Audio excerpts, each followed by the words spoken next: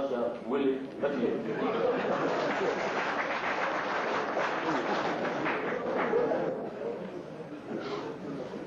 هنا هنقول خضار مثل كريم كلب البالغ وأيضا رجال تحت السوداوية وقال لماذا آدي أن برعها بركة شرف تبقيقا وصوها الجميع سيدي إسوائيل حرية السوداوية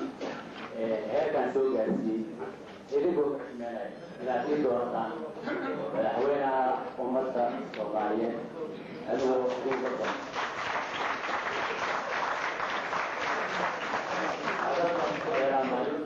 علي هذا البلد عام هذا البلد عام الوحن جعل يعني كسوقنا السوق بدل بكرة هذا السوق حكومة جيل كان وحوي وحا أورانيكا هذا جيل كان الاسم اللي مع صغير رحمة الله ممكن يا بقول كيف تذكر أساس يعني سن وشروط لحد يوم تذكر سوق مرة حتى عبد عبري هذه تذكر السوق يا حكم بريكا يا روس يا حكم بريتش everywhere تيجي ما حدا يقدر يروح يا marka hooyaalka ma soo jeedo marka waxa la yiraahdaa oo sii midoweyna beddelada caalamka adduunka bedel baa bedelkaas waayo dhalinyarada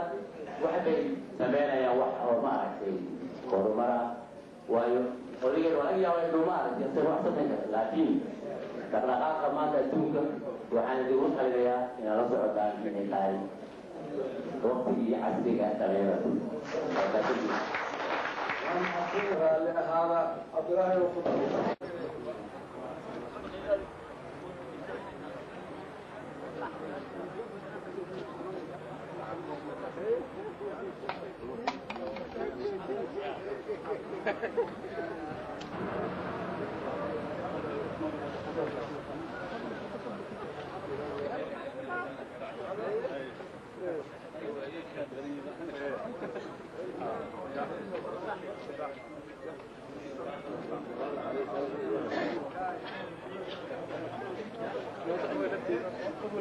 mudane gudoomiye loo doortana hubka dhigida ayuu sideedaba labada qodob dalka iyo inay soo celiso adeegyadii oo saddexaad ayay ahayd qodobka dib u heshiisiinta ugu muhiimsanaa sababtuna waxay ahayd haddaan dib u heshiisiin la helin oo dadku heshiis ahayn hubna lama dhigayo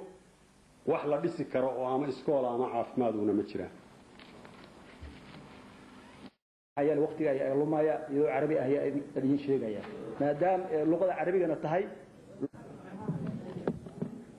waxaa sharaf ah in loo gula yeeray rag anigu aan kamid ahay inay ka hadlaan qarankii dumo Soomaaliya dawladda soo socota haday dhalato ilaahay farsamadaas kuwa waafajiyay iyaga oo iskugu jira rag iyo haween goobjoogayaasha caalamka warbaahinta in Allah intii shirkaan ka soo qayb gashay intii dhageysanaysa salaamu calaykum سلام كبعدي وحن يا دمان xildhibaanada Soomaaliyeed ee halkan fadhiya iyo musharaxiinta sidoo kale waxaan salaamayaa wakiilada IGAD madaxweynaha Kibaki iyo madaxweynaha Museveni sida gaarka ah ay ugu howlgaleen